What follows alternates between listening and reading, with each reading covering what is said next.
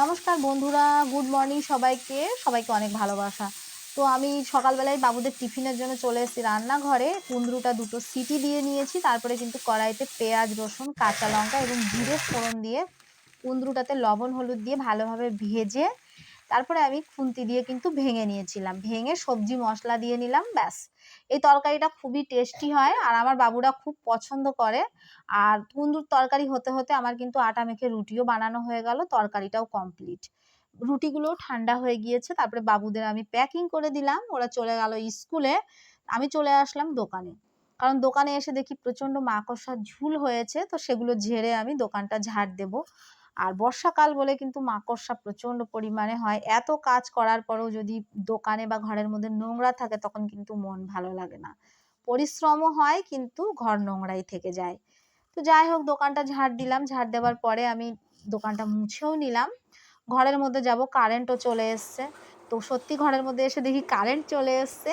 তাড়াতাড়ি করে কিন্তু আমি বোতল জগ যা যা ছিল সব কিছু মেজে জল ভরে নিলাম, কারণ এখানকার কারেন্ট কিন্তু খুবই ডিস্টার্ব চলে, মানে থাকে আবার চলে গেলে কিন্তু আর আসতে চায় না।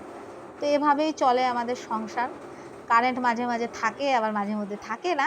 তাড়াতাড়ি করে খাবার জলগুলো আমি আগে ভরে নিলাম, কারণ খাবার জল ঘরে একদমই নেই। আর এই জলটা খেতে খুবই পরিষ্কার, মানে খুব হালকা জল, সেই জন্য আমাদের বাড়িতে কিন্তু কোনো ফিল্টার লাগাইনি আমরা। রোদ দেখে আমি ওয়াশিংয়ে কাপড় দিয়ে দিয়েছি তাড়াতাড়ি করে। আর দুদিন কাচিনি, তাতেই আমার এত কাপড় জমে গিয়েছে, আর বাসনও রয়েছে প্রচুর। তো আমি চায়ের বাসনটা আগে মেজে নিলাম, ভাবলাম চা বসিয়ে চা হতে হতে আমি বাকি বাসনগুলো মাজবো। তো চা আমার প্রায় হয়ে গেল। আগে আমি দুবার তিনবার করে চা খেতাম, এখন কিন্তু মাত্র একবারই খাই, সেটা শুধু সকালবেলায়। কারণ বেশি চিনি খাওয়া পড়ে যাবে, সেই জন্যই কিন্তু চাটা আমি কম খাই। আর চায়ে আমি একটু কম চিনিও দিই। তো চা আমার কিন্তু প্রায় হয়ে গিয়েছে। আর বাসন আমার মাত্র ২ থেকে ৩টে পড়ে আছে, বাকি বাসন সমস্তই মাজা হয়ে গিয়েছে। তো বন্ধুরা, চা আমার কমপ্লিট। চা খেতে আমার খুব ভালোও লাগে। আর চা খেলে কিন্তু আমার শরীরে আরেকটু বেশি চার্জ এসে যায়। জানি না চায়ের মধ্যে কিন্তু তেমন কিছু নেই, তবে চা খেলে আমার শরীরে কিন্তু একটু এনার্জি বেশি পায়। তো অন্যদিন ওর বাবাই চা বানায়, আজকে আমিই চা বানিয়েছি। অন্য দিনের মতো কিন্তু আজকেও আমি চায়ে গোলমরিচ দিয়ে নিলাম। তো চা খাবার পরে আমি চলে যাব কাজ করতে বাইরে। নাইটিটা যেহেতু ভিজে গিয়েছিল, পাইপে অনেক স্পিডে জল আসে, তো আমার আধা নাইটি ভিজেই গিয়েছিল, সেই জন্য আমি চুড়িদার পরে নিয়েছি। তারপরে আমি উঠোন ঝাড় দিয়ে নিচ্ছি। উঠোন ঝাড় দিয়ে নিয়ে আমি চলে যাব কিন্তু আবার বাসন মাজতে, কারণ চায়ের বাসন এবং ছোটোখাটো যে বাসনগুলো আছে সেগুলো আমি সমস্ত কিছু কমপ্লিট করে নিলাম।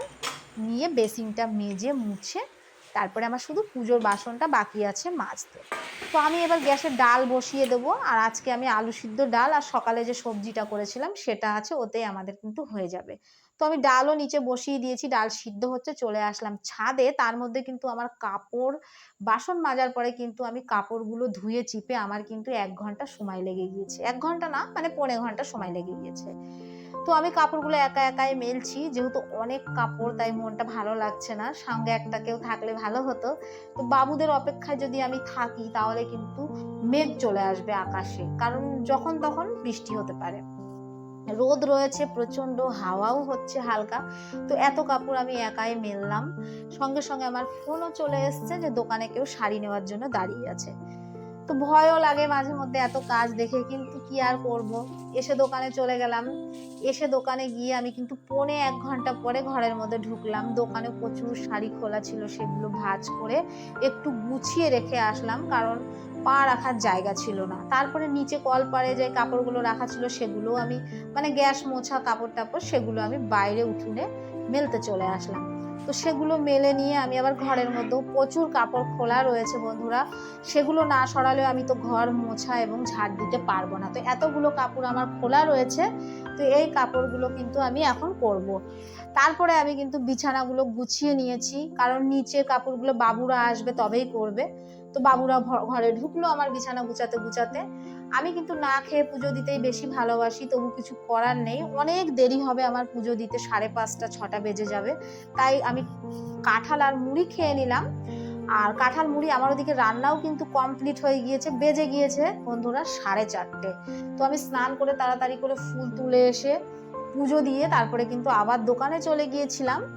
আর এই যে মাত্র খেয়ে আসলাম, এখন বাজে আমার পুরো 6টা। তো এত লেট হয়ে যায়, আমি কি বলবো, এত লেট করে খাবার খাওয়া খুবই খারাপ জিনিস, কিন্তু আমার সম্ভব হয় না তাড়াতাড়ি খাওয়া, সেই জন্য দেরি হয়ে যায়। তো পেটে সেমনভাবে সমস্যা হয় না, কারণ আমি সকালে খালি পেটে কিছু না কিছু খাই, যেমন আদার রস বা মুলেথি, ত্রিফলার জল, সেই জন্য খুব একটা অসুবিধা হয় না। তো আমি এরকমভাবে কিন্তু খাওয়ার পরে কোনোদিন শুই নে। আজকে এমনি দোকানে কেউ নেই, তাই একটু পাখার তলায় চুলটা শুকানোর জন্য শুলাম। তো 7টা বেজে গিয়েছে, চলে আসলাম সন্ধ্যা জ্বালতে। তো বন্ধুরা, আমার এই টিপসের ভিডিওটা আমি তো অন্য একটা ভিডিওতে দিয়েছিলাম আপনাদের, যে শত্রু দমন করার জন্য কিন্তু আপনারা শত্রুর নাম করে লবঙ্গ পোড়াবেন।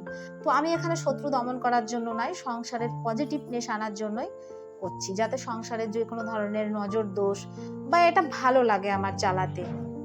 আজকে ছিল মঙ্গলবার, তো আমি বজরংবলী ঠাকুরের নাম করেই কিন্তু এটা জ্বালিয়েছি।